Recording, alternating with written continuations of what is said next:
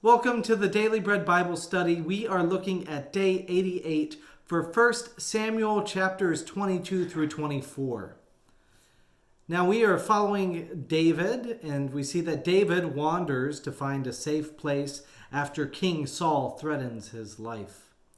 He enters a cave, and his family members, who are likely uncomfortable as well, come to join him.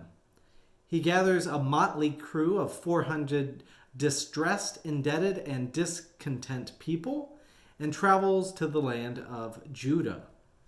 Now Saul learns that David has been found and then laments that the people surrounding him are conspiring against him. Saul cannot see how his leadership is making people not trust him. We go back to Doeg, we mentioned last time. Doeg the Edomite then mentions to his visit to the priest Ahimelech. Saul summons the priest only to hear that Ahimelech did not know that David was not in good standing with King Saul. In Saul's fury, the soon-to-be dispossessed king wants someone else to shed innocent blood. In 1 Samuel 22, the king said to the guard who stood around him, "Kill and turn and kill the priests of the Lord, because their hand is also with David. They knew that he fled and did not disclose it to me." But the servants of the king would not raise their hand to attack the priest of the Lord. No one wants to, so the king demands Doeg the Edomite to do it. Now obediently the Edomite kills Ahimelech and 85 who wore the linen ephod. So 85 priests.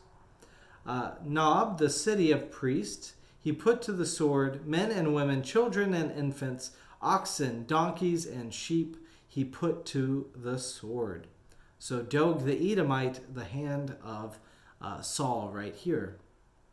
Now one of the priests named Abiathar escapes and seeks out David. Abiathar tells David of the massacre, and David takes responsibility for their lives. It is ironic that David, who lies to Ahimelech to keep Ahimelech innocent, sees their blood on his hands, while King Saul, whose actions kill the innocent, King Saul actively avoids believing their deaths are his responsibility. It is easy to see here in this moment who is the more responsible leader. It is David. In 1 Samuel 23, David is not only responsible to people, but also responsive to God. David hears God's call to fight the Philistines to save the Israelites. Knowing this will put him in danger of Saul, David saves Keilah. Saul, obsessed with killing David, plans to destroy the city David just saved. David again consults God and then flees to the wilderness of Ziph. Saul sought him every day, but the Lord did not give him into his hand, as it says in 1 Samuel 23, verse 14. Jonathan meets David again, and I see that they actually were able to meet. So I was incorrect last time. In 1 Samuel 23, verse 16, Saul's son Jonathan set out and came to David at Horesh. Then he strengthened his hand through the Lord. He said to him, "Do not be afraid, for the hand of my father Saul shall not find you. You shall be king over Israel, and I shall be second to you. My father Saul also knows that this will be so." Then the two of them made a covenant before the Lord, and David remained at Horesh, and Jonathan went home. Hot on David's trail, Saul pursues David south into the wilderness of Maon.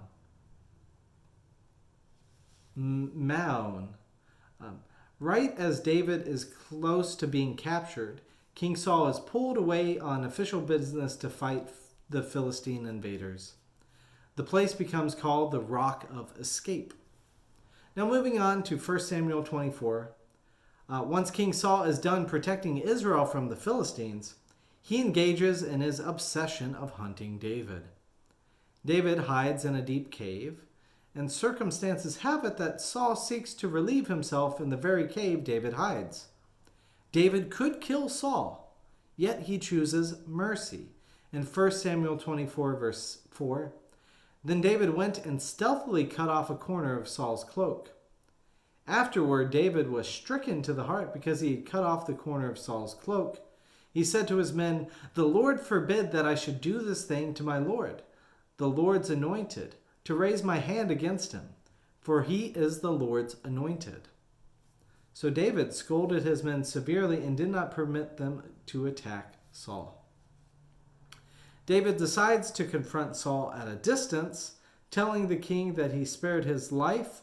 In 1 Samuel 24, verse 11, "I have not sinned against you, though you are hunting me to take my life. May the Lord judge between me and you. May the Lord avenge me on you, but my hand shall not be against you." Saul then lifted up his voice and wept. He said to David, "You are more righteous than I, for you have repaid me good, whereas I have repaid you evil." And in 1 Samuel 24, verse 19, "May the Lord reward you with good for what you have done to me this day. Now I know that you shall surely be king, and that the kingdom of Israel shall be established in your hand. Swear to me, therefore, by the Lord, that you will not cut off my descendants after me, and that you will not wipe out my name from my father's house." So David swore this to Saul. Then Saul went home, but David and his men went up to the stronghold. Thus, this could be one possible ending for the Saul and David conflict. But as we will see next time, other accounts are added to the saga, complicating the narrative of events we have already discussed. But we will get into the complications next time.